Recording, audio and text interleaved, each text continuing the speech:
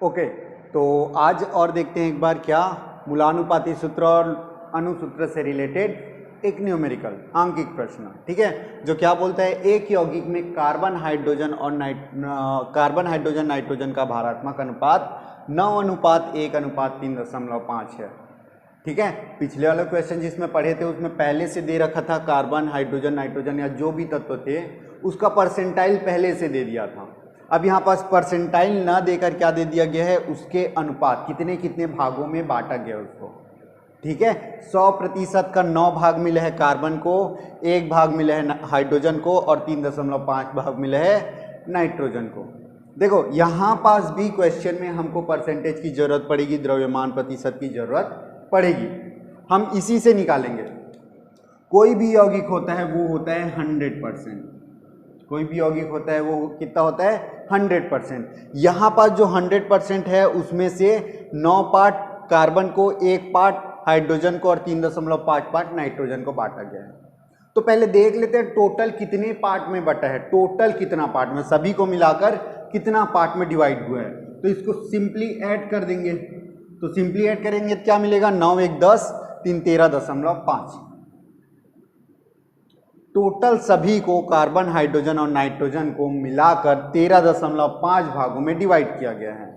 जो 100% होता है, कोई भी यौगिक इतने इतने पार्ट में डिवाइड किया है वो कितना है 13.5, जो कितना रहता है 100% रहता है। तो अब हमें परसेंट में निकालना है एक पार्ट की वैल्यू। ये टोटल कितना पार्ट है कार्बन हाइड्रोजन नाइट्रोजन के पास, टोटल तीनों मिला के कितना पार्ट है 13.5 पार्ट है। तो 13.5 पार्ट में कितना परसेंट होगा, यही तो टोटल यौगिक है तीनों मिला के, तो ये तीनों क्या हो जाएंगे 100%। अब हम एक पार्ट की वैल्यू निकालेंगे। एक पार्ट की वैल्यू निकालने के लिए देखो 13.5 से गुना 1 लिख सकता हूं। अब एक के साथ देखो 13.5 गुना में है, उधर जाके भाग हो जाएगा। तो एक पार्ट में हमको क्या मिल जाएगा 100% डिवाइडेड बाई 13.5।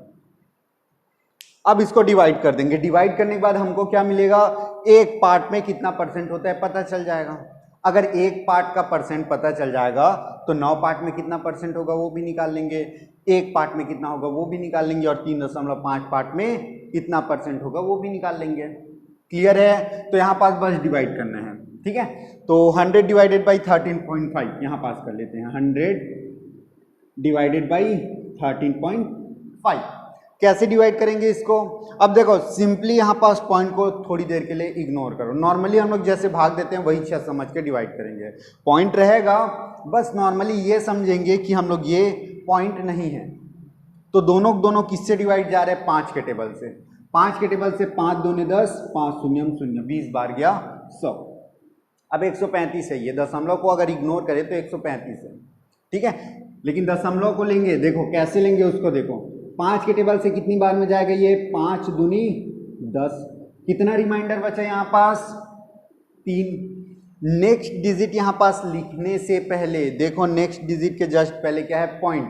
अगर नेक्स्ट डिजिट जहाँ पास वैल्यू को पुट कर रहे हैं उसके पहले पॉइंट है तो यहाँ पास भी लग जाएगा पॉइंट। ठीक है ना, जो वैल्यू पुट किए हैं उसके पहले अगर पॉइंट है तो इधर भी पॉइंट लगा दो। अब ये बन गया 35। 5 के टेबल में कितना टाइम जाएगा 7 बार जाएगा। अब हमारे पास 20 भागित 2.7 में। अब कैसे करेंगे, 2.7 का टेबल पढ़ेंगे डायरेक्टली। 2.7 का 1 बार 2 बार 3 बार 4 बार 5 बार 6 बार, 20 से ज़्यादा नहीं होना चाहिए। ठीक है, अगर हम लोग मैं 2.7 को बोलता हूँ 10 बार ले जाओ तो ये 27 हो जाता है। इसको नॉर्मली हम लोग 27 ऐसे भी कर सकते हैं। देखो ये एक पॉइंट हटाएंगे, पॉइंट हटाएंगे तो इधर एक जीरो लगाना पड़ेगा, तो ये हो जाएगा 200/27। अब हमको 27 का टेबल पढ़ना है 200 से ज़्यादा ना हो। 27 का टेबल अगर मैं 10 बार बोलूँ तो ये 270 हो जाता है। देखो 200 से बहुत ज़्यादा हो गया। अगर मैं इसमें 3 बार कम कर दूँ, ये कितना बार है 10 बार है, 3 बार कम कर दूँ तो 27 का 3 बार कितना होता है 7 या 21, 2 3 दूने 6 2 8, 81 कम करना पड़ेगा हमको। 7 बार में कितना आएगा 27 गुणित 7 बार में कितना आ जाएगा, इसको सॉल्व कर दो। 270 माइनस 81 सॉल्व करेंगे तो क्या मिलता है, देखो 189 मिलेगा। 200 के ऑलमोस्ट क्लोज है। तो ये कितना बार जाएगा? 227 से कम 27, 27 सत्ते 189। 200 में कितना बचेगा? 11। एक जीरो लगाएंगे, एक पॉइंट लगाएंगे। अब 27 ऑलमोस्ट 30 के बराबर है। 30 का पहाड़ा ये कितना बार जाएगा? 3 तिया 90, 30 चौके 120। यहाँ पास देखो थोड़ा बढ़ाए हैं तो इधर भी थोड़ा बढ़ा दो, लगभग 4 बार जाएगा। 27 गुनी 4 करके देख लेते हैं। 4 सत्ते 28, 4 दूने 8, 2 10, 108। देखो ये 110 है। तो कितना टाइम गया? 4 टाइम। पॉइंट के बाद केवल हम लोग एक ही वैल्यू बस निकालेंगे। ठीक है, चलो इतना में हमारा काम हो जाएगा। कितना आ गया? 7.4। ये 7.4 आया है, वो क्या चीज का वैल्यू है? वो एक पार्ट की वैल्यू है। अब हमें कितनी पार्ट की वैल्यू चाहिए? 9 पार्ट की। अगर मेरे को कार्बन का परसेंटेज चाहिए तो इसमें 9 पार्ट चाहिए। कार्बन का परसेंटेज चाहिए मतलब कितना पार्ट चाहिए? 9 पार्ट चाहिए। तो एक पार्ट की वैल्यू है 7.4, तो 9 पार्ट की क्या हो जाएगी? मल्टीप्लाई कर दो। वैसे हाइड्रोजन को कितना पार्ट चाहिए? एक पार्ट। नाइट्रोजन को कितना पार्ट चाहिए? 3.5 पार्ट, जैसे लिखा है। हाइड्रोजन का एक पार्ट का वैल्यू कितना हो जाएगा? मल्टीप्लाई कर देंगे 7.4 से, क्योंकि एक पार्ट की वैल्यू 7.4 है, मल्टीप्लाई करना पड़ेगा। यहाँ पास भी 7.4 कर देते हैं मल्टीप्लाई। तो यहाँ पास मल्टीप्लाई क्या हो जाएगा?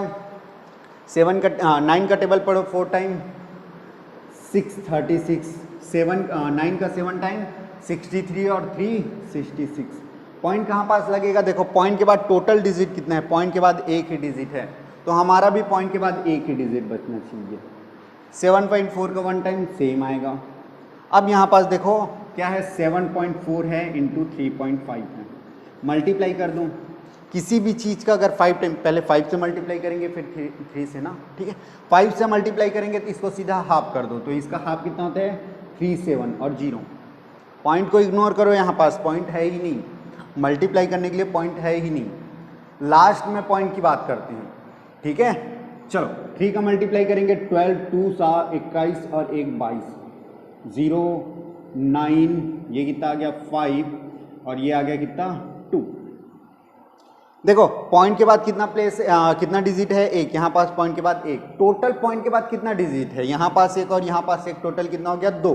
तो यहाँ पास भी पॉइंट के बाद 2 डिजिट रहना चाहिए। ये देखो 1 2 को छोड़ दो, यहाँ पॉइंट लगा दो, तो इसका कितना परसेंट आ जाएगा? 25.9%। ठीक है। अब एक बार खुद के लिए चेक कर लेते हैं कि ये 100% है कि नहीं है।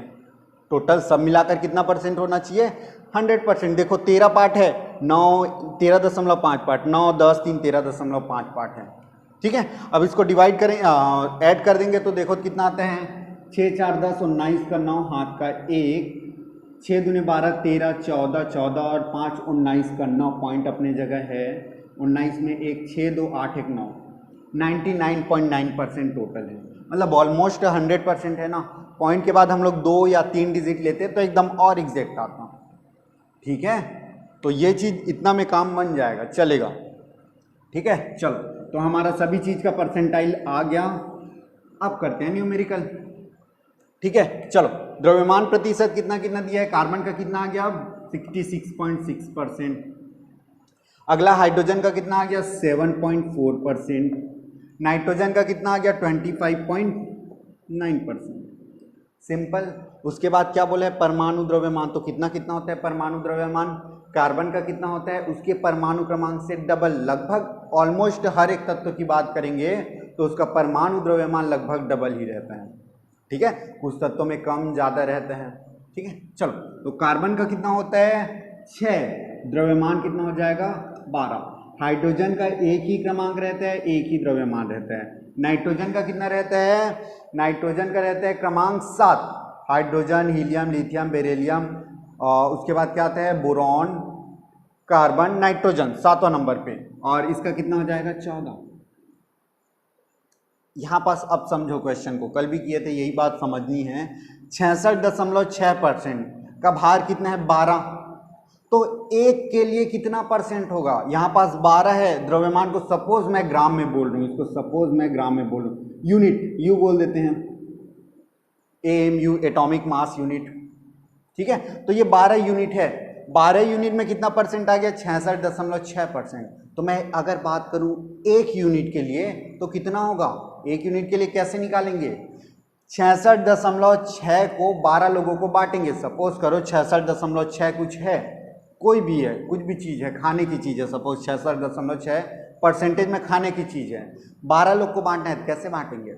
सिंपली डिवाइड करेंगे ना, ठीक है। तो यहाँ पास भी हम लोग डिवाइड कर देंगे क्या? 66.6 को 12 से, यहाँ पास 7.4 को 1 से, 25.9 को 14 से, ठीक है। ये वाला क्वेश्चन जो है ना, इसमें बहुत ज़्यादा मैथमेटिक जो सॉल्व करना पड़ता है वो है, ठीक है। तो आपको बहुत केयरफुली सॉल्व करना होगा।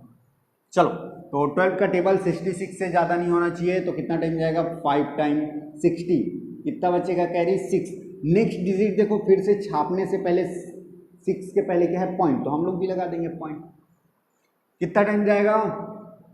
5 टाइम, ठीक है। फिर अगर बोलेंगे तो 5 ही टाइम जाने वाला है। देखो कैसे, 12 पंचे 60 बोलेंगे, फिर 6 ही तो बचेगा, एक जीरो और लगाएंगे, 12 पंचे 60 फिर हो गया, ठीक है। तो यहाँ पर सरलतम मोलर अनुपात का पहला आ गया क्या?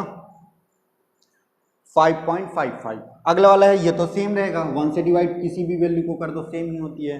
तीसरा वाला देखो, इसको 14 का पहाड़ा 25 से ज़्यादा ना हो, एक ही बार जाएगा, कितना बचा? 11, 9, यहाँ पास पॉइंट है, ठीक है, 11.5। अब 14 का पहाड़ा पढ़ेंगे, 11.9 छोटा है, तो यहाँ पास का पॉइंट 9 को जैसे उतारे हैं, 9 के पहले पॉइंट है उसको उतारते हैं, तो फिर पॉइंट लगा देते हैं। बोला ना यहाँ पास, जैसे पॉइंट के बाद वाले डिजिट को उतारते हैं तो पॉइंट लगाना पड़ता है।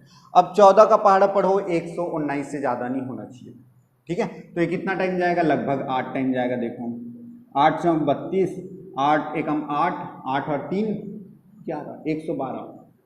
कितना टाइम गया? 8 टाइम। कितना रिमाइंडर बच गया? 112। 119 में से 112 निकालेंगे, कितना बच जाएगा? 7, जीरो लगा। 14 का पहाड़ा 14 पंचे 70। क्लियर है? तो ये हमारा आ गया क्या? सरलतम मोलर अनुपात। अब इसके बाद क्या करेंगे?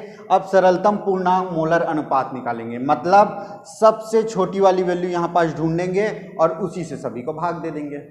तो सबसे छोटी वाली वैल्यू कौन सी है? 1.85। 5.55 को 1.85 से भाग देंगे, यहाँ पास 7.4 को 1.85 से देंगे और 1.85 को भी 1.85 से। यहाँ तो सिंपल है, 1 आएगा, सेम चीज का सेम चीज से डिवाइड। ऊपर वाला में देखो तो क्या दिख रहे हैं? 5.55 डिवाइडेड बाई 1.85। अब यहाँ पास ये बस देखो, इसको 18 समझो और इसको 55 समझो। 18 का पहाड़ा कितना बार पढ़ूं कि 55 से ज़्यादा ना हो? 18 एकम 18, 18 दूनी 36, 18 तिया 54, 3 बार जाएगा। इसका 3 मल्टीप्लाई करके देखते हैं। 3 पंचे 15, हाथ का 1, 8 16 8 24, 1 25, हाथ का 2, 3 एकम 3 2 5। पॉइंट कहाँ पास लगेगा? देखो दोनों में दशमलव बाद 2 अंक है, तो दशमलव बाद 2 अंक यहाँ पास होना चाहिए। देखो आ गया ऊपर का, कितना बार गया ये? 3 बार। अब यहाँ पास फिर से सपोज करो क्या है? 7.4 डिवाइडेड बाई 1.85 है। इसको 18 सपोज करो, इसको 74 सपोज करो। 18 दूने 36, दूने 72, मतलब 4 बार जाएगा यहाँ पास। 4 पंचे 20, 2, 8 चौक 32, 33, 34 का 4, हाथ का 3, 4 एकम 4 3 7। पॉइंट के बाद 2 डिजिट, तो यहाँ पास भी 7.4। क्लियर है? कितना बार गया? 4। तो ये आ गया हमारा सरलतम मोलर अनुपात, ठीक है। तो सरलतम मोलर अनुपात आ जाता है, उसके बाद क्या लिखते हैं? डायरेक्टली मूलानुपाती सूत्र। ये तो अनुपात बता दिया ना, सरल अनुपात, और सरल अनुपात क्या होता है? मूलानुपाती सूत्र होता है। तो यहां पास हम लोग क्या लिख लेंगे? मूलानुपाती सूत्र बराबर carbon 3C3 hydrogen 4H4 nitrogen 1N1। 1 को नहीं लिखते तो हटा देते हैं। अब हमको क्या लिखनी है? अणुसूत्र। अणुसूत्र निकालनी होगी। अणुसूत्र का फॉर्मूला होता है N इंटू मूलानुपाती सूत्र। अब देखो मूलानुपाती सूत्र तो पता है, N की वैल्यू पता है क्या? नहीं, लेकिन N का वैल्यू निकाल सकते हैं। क्या होता है फॉर्मूला? N इक्वल टू अनुभार बटे मूलानुपाती सूत्र भार।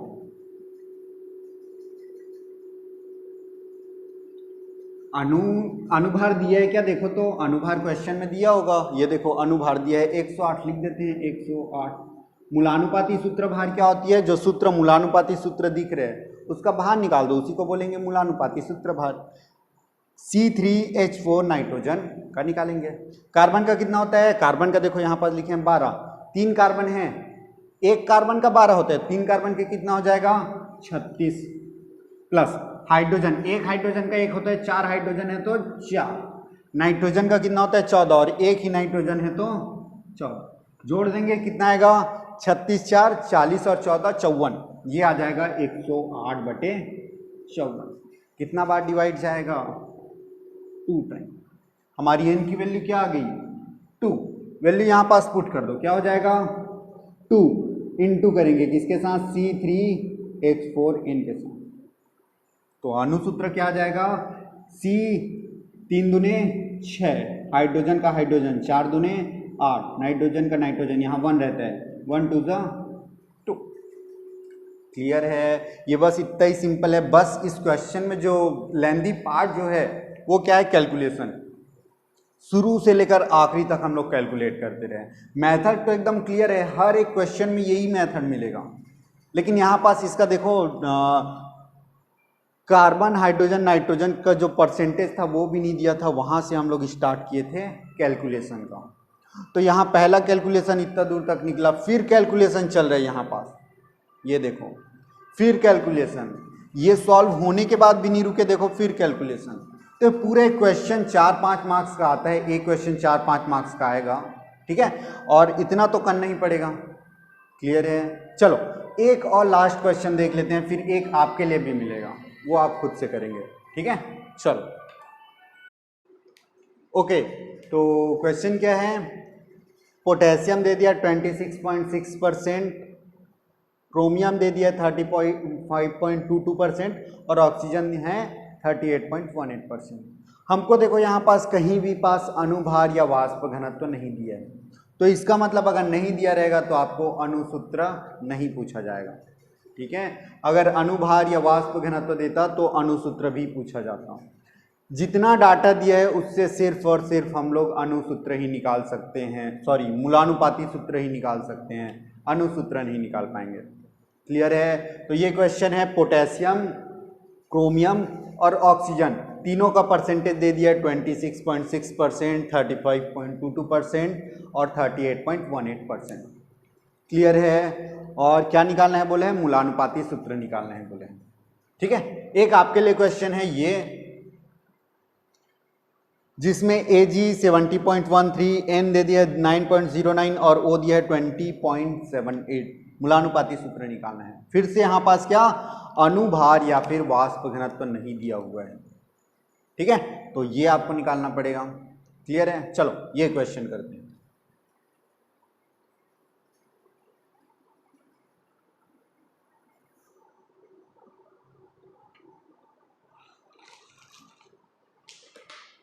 हेलो हेलो, ओके, तो चलो पोटेशियम, क्रोमियम, ऑक्सीजन कितना कितना परसेंट दे दिया, 26.6%, 35.22% और 38.18%।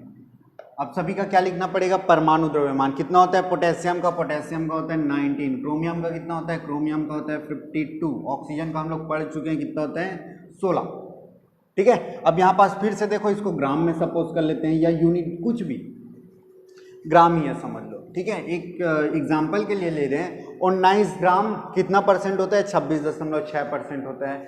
1 ग्राम के लिए परसेंटेज निकालूं, क्या करेंगे हम लोग, सिंपली क्या डिवाइड करेंगे 26.6 डिवाइडेड बाई 90, यहाँ पास क्या करेंगे 35.22 डिवाइडेड बाई 52, यहाँ पास क्या करेंगे 38.18 डिवाइडेड बाई 60,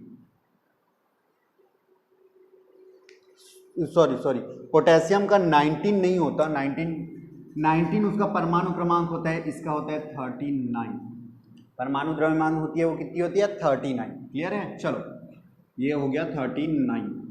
चलो अब निकालते हैं, 26.6 को 39 से डिवाइड करना है। देखो कैसे करेंगे, एकदम सिंपल मेथड है। 26.6 को हम लोग 39 से करेंगे। ओके, 26.6 को किससे डिवाइड देंगे? 39 से।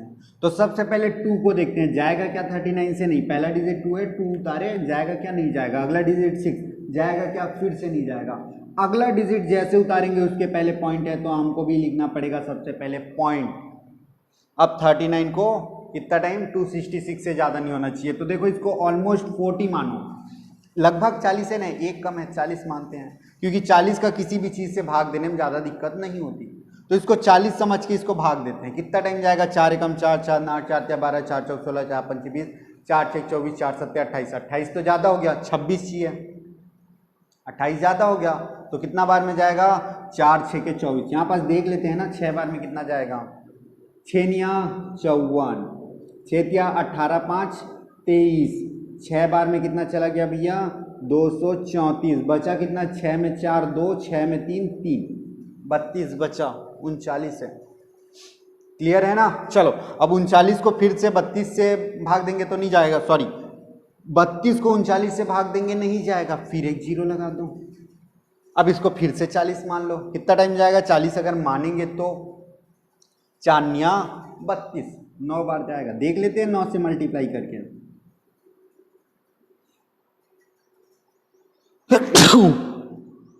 जय भगवान। ओके, 9 से मल्टीप्लाई करके देखते हैं क्या आएगा। 9 9 जा 81, 8 9 3 जा 27 और 8 कितना हो जाएगा? 27 प्लस 8, रुको 9 9 जा 81, 8 9 3 जा 27, 27 प्लस 8 कितना हो जाएगा? 35। ये तो ज़्यादा हो गया, ठीक है। एक और कम कर दो, एक और कम करेंगे कितना हो जाएगा? ये 8 हो जाएगा, ठीक है। 8 टाइम करेंगे क्या होता है? देखो 8 निया 72, 8 16 8 24, 24 और 7 31, चला गया। कितना बार में गया? देखो 312, 8 बार में। तो हमको इतना ही पॉइंट के बाद 2 डिजिट निकालेंगे। देखो शुरू से हमको पॉइंट के बाद 2 डिजिट दिया है, हम लोग भी 2 ही डिजिट निकालेंगे। तो कितना आ जाएगा यहाँ पास? 0.68, ठीक है। अब अगला निकालते हैं। अगला क्या है? 35.22 डिवाइडेड बाई 52। कैसे करेंगे? वापस से देखो यहाँ पास 35 डिवाइडेड बाई 52। पहले तो 3 को लेंगे, जाएगा क्या? नहीं जाएगा। अगला 5 को लेंगे, फिर से नहीं जाएगा। अगला लेंगे 2 को, लेकिन 2 से पहले पॉइंट है तो हम लोग भी पॉइंट लगा देंगे, अब जाएगा। अब इसको लगभग 50 ही मानते हैं, थोड़ा कम किए है ना, ठीक है। तो 50, 5 का पहाड़ा पढ़ो, 50 मतलब 5 जीरो को हटा दो, 5 का पहाड़ा पढ़ो, 35 से ज़्यादा नहीं होना चाहिए, 5 7 35, लेकिन 7 बार करेंगे डेफिनेटली इससे ज़्यादा आ जाएगा। क्यों? क्योंकि ये 52 है। 52 का 2 को 7 से गुना करेंगे तो 7 दूनी 14 और बढ़ाना पड़ेगा, तो 350 और 14 कितना होता है? 364 हो जाएगा, ज़्यादा हो जाएगा, ठीक है। तो इसको कितना टाइम करेंगे? 6 टाइम ही करेंगे। 6 दूने 12 का 2, हाथ का 1, 6 पंचे 30, 1 31, कितना टाइम गया है? 6 टाइम। कितना? 312, घटाएंगे कितना बचेगा? 40 बचेगा। एक जीरो लगा लेते हैं। फिर से कितना टाइम जाएगा? ये 452 से फिर से 5 का टेबल, 5 8 40 होता है, ठीक है। 5 8 40 होता है। यहाँ पास 8 से करेंगे कितना होगा? 8 दूने 16, 416, ज़्यादा हो गया। एक टाइम कम करेंगे तो बहुत कम हो जाएगा, हमको पॉइंट के बाद 2 डिजिट ही चाहिए, तो इसको 8 ही कंसीडर करेंगे। इसके बाद अगर सॉल्व करते तो ये आता 7 8 ऐसे आता। 78 को हम लोग 80 मान सकते हैं, ठीक है। पॉइंट के बाद दूसरा प्लेस है तो 8 मान सकते हैं। क्लियर है? तो यहाँ पास कितना आ गया? 0.68। नेक्स्ट करते हैं। अब क्या है? 38.18 डिवाइडेड बाई 16। फिर से पहाड़ा पढ़ते हैं। 16 का देखो 3 उतारेंगे नहीं जाएगा, 8 उतारेंगे चला जाएगा। अब देखो पॉइंट आने से पहले ही चला गया, तो हमने कोई पॉइंट नहीं लगाया। 16 दूने 32, कितना बचेगा यहाँ पास? 32 में 6 बच जाएगा। अब देखो अगला डिजिट उतारने से पहले उतारूंगा 1 को, तो उससे पहले क्या है? पॉइंट है, तो हम लोग भी लगाएंगे पॉइंट। 16 का पहाड़ा 64 से ज़्यादा 61 से ज़्यादा ना हो। 16 दूने 32, 64 हो जाएगा, तो 3 बार ले जाएंगे। 16 तिया 48, कितना बच जाएगा यहाँ पास? 13। अगला डिजिट क्या है? 8। 16 का पहाड़ा इससे ज़्यादा नहीं होना चाहिए। तो 15 का पढ़ लो, 15 दूने 30, 15 तिया 45, 15 चौक 60, 15 पंचे 75, 15 छः 90, 15 सत्ते 105, 15 अट्ठे ये 8 बार जाएगा, ठीक है, 8 बार, 8 8 64, 64 दूने 128, सॉल्व करेंगे तो 10। बस पॉइंट के बाद हमको 2 डिजिट चाहिए, लिख लिया क्या जाएगा 2.38। क्लियर है। अब क्या निकालेंगे, सरलतम पूर्णांक मोलर अनुपात। कैसे निकलेगा, यहाँ पास सबसे छोटी वैल्यू को सभी से डिवाइड दे देंगे। सबसे छोटी वैल्यू 0.68, ये दोनों है, 0.68 को 0.68 से, 0.68 को अगेन 0.68 से, और 2.38 को 0.68 से। इन दोनों में तो आएगा 1 and 1। इसको सॉल्व करेंगे तो कितना आएगा, देखो फिर से यहाँ पास डिवाइड वाली बात आ गई, तो यहाँ फिर अलग निकाल लेते हैं। 2.38 डिवाइडेड बाई 0.68 कितना टाइम में जाएगा, देखो तो इसको ऑलमोस्ट 70 मानते हैं। अगर पॉइंट हटाऊंगा तो पॉइंट के बाद 2 डिजिट है, यहाँ पास भी पॉइंट के बाद 2 डिजिट में हटा सकता हूँ, ये कोई जीरो हीरो लगाने की जरूरत नहीं। अगर ऊपर नीचे पॉइंट के बाद इक्वल डिजिट्स है, दोनों पॉइंट को हटा दो। चलो अब यहाँ पास क्या करते हैं, 238 को 68 से डिवाइड करते हैं, कितना बार में जाएगा, इसको ऑलमोस्ट 70 मानते हैं। तो 70 का पहाड़ा पढ़ो, 23 से ज़्यादा 238 से ज़्यादा ना हो, 7 या 21 3 बार में जाएगा, 8 16 8 या 24, 3 6 12 6 18 19 20, कितना बार में चला गया, 3 बार में गया है अभी, 204। 238 में 204 घटाएंगे कितना बचेगा, 34, ठीक है। अगला जीरो लगा देंगे तो यहाँ पास पॉइंट, फिर से 70 का कितना बार जाएगा, 7 पंचे 35, ये देखो ये छोटा है ना, इसको मैं बड़ा बोल सकता हूँ, 5 बार में आएगा लगभग, 5 अट्ठे 40, 4 5 6 के 30, 4 34, देखो आ गया 3.5।